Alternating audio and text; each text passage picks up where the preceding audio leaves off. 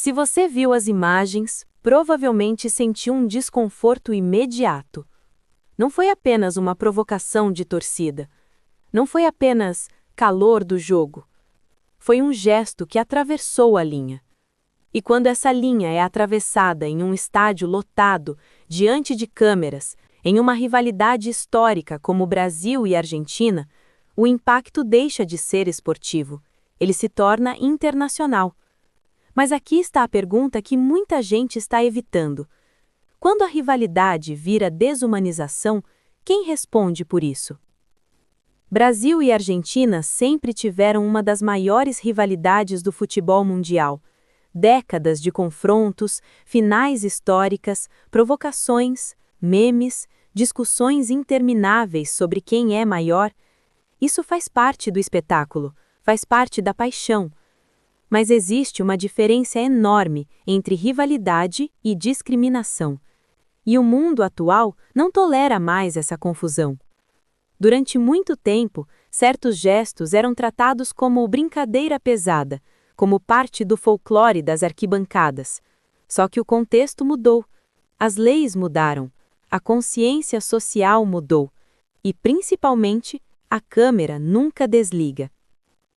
Hoje, um ato de poucos segundos pode atravessar continentes em minutos.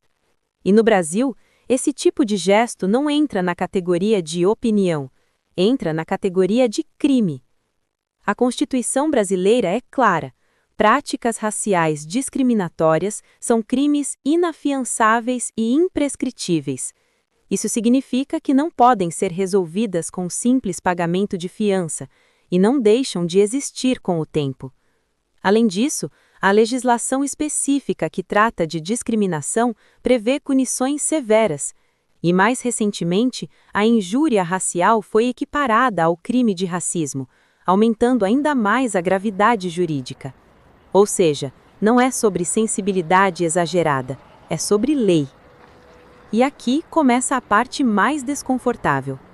Muita gente ainda tenta minimizar situações assim, dizendo: foi só uma provocação. Mas a pergunta é: provocação contra o quê? Contra desempenho esportivo ou contra características humanas? Quando a ofensa deixa de ser sobre futebol e passa a atingir identidade, etnia ou origem, ela deixa de ser esportiva, ela vira estrutural. E isso é um problema global, não regional. A América do Sul é uma das regiões mais diversas do planeta. Mistura de povos indígenas, africanos, europeus e asiáticos. Falar sobre preconceito aqui não é apontar um país específico, é reconhecer que a região inteira carrega cicatrizes históricas. Nenhuma nação está imune. O Brasil tem leis duras, mas ainda enfrenta desafios internos. A Argentina também debate questões de identidade e diversidade. A Europa enfrenta seus próprios casos em estádios. A Ásia também. Isso não é exclusivo. O que diferencia um país não é a ausência do problema, é a resposta ao problema. E aqui entra um ponto crucial: responsabilidade institucional. Quando um episódio assim acontece em uma competição internacional, não é apenas o indivíduo que entra em debate. Clubes podem sofrer sanções, federações podem ser pressionadas, patrocinadores podem se afastar. Organizações esportivas globais monitoram esse tipo de incidente com atenção, porque a imagem internacional é capital, e capital simbólico hoje vale bilhões. Agora pense comigo, em uma era onde atletas são marcas globais, onde campeonatos são transmitidos para centenas de países, onde patrocinadores exigem alinhamento com valores de diversidade, você acha que esse tipo de gesto passa sem consequência? O futebol mudou. Ele ainda é paixão, ainda é rivalidade, mas também é uma indústria global. E indústrias globais seguem padrões internacionais de conduta. E aqui vai uma pergunta incômoda. Será que ainda estamos presos a uma mentalidade antiga dentro das arquibancadas? Existe uma parte da cultura esportiva que romantiza a agressividade como se fosse sinônimo de autenticidade, como se raiz fosse sinônimo de ausência de limite. Mas maturidade esportiva não elimina a paixão, ela só elimina desumanização. Talvez o debate real não seja sobre um gesto específico. Talvez seja sobre evolução. Estamos preparados para competir sem ultrapassar barreiras éticas? Estamos prontos para separar rivalidade de ataque identitário?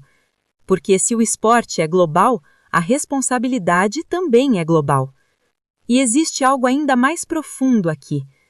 Quando um episódio assim ganha repercussão internacional, não é apenas dois países que entram em debate. Ele reforça estereótipos, ele alimenta narrativas externas, ele influencia como o mundo enxerga a América do Sul. E durante décadas, a região lutou para ser vista além de conflitos e crises. Eventos esportivos são vitrines culturais. A pergunta é: o que estamos exibindo nessa vitrine? Outro ponto importante é que generalização é perigosa. Um ato individual não representa milhões de pessoas. Transformar erro individual em ataque coletivo só amplia a divisão. A resposta madura não é atacar um país inteiro, é exigir responsabilidade de quem comete o ato. Responsabilidade individual, consequência legal e evolução cultural. Esse é o caminho. Mas ignorar também não é uma opção, porque quando atos discriminatórios são minimizados, a mensagem que fica é de permissão, e permissão gera repetição. Talvez este seja um momento decisivo para o futebol sul-americano mostrar que pode ser intenso sem ser ofensivo, apaixonado sem ser excludente, competitivo sem ultrapassar limites legais. Rivalidade histórica continuará existindo, debates continuarão existindo, provocações continuarão existindo, mas o mundo está observando e a régua ética subiu. No fim das contas, não se trata apenas de Brasil ou Argentina. Se trata de qual tipo de cultura esportiva queremos projetar para o futuro. Uma cultura baseada em tensão e exclusão? Ou uma cultura baseada em respeito e competição saudável? Porque a linha entre paixão e preconceito é clara, e quando ela é cruzada, não é exagero, é consequência. Agora eu quero saber: você acredita que o futebol sul-americano está evoluindo culturalmente? Ou ainda carrega comportamentos que precisam urgentemente ser deixados para trás? Essa discussão não é sobre cancelar rivalidade, é sobre redefinir limites. E limites existem por um motivo.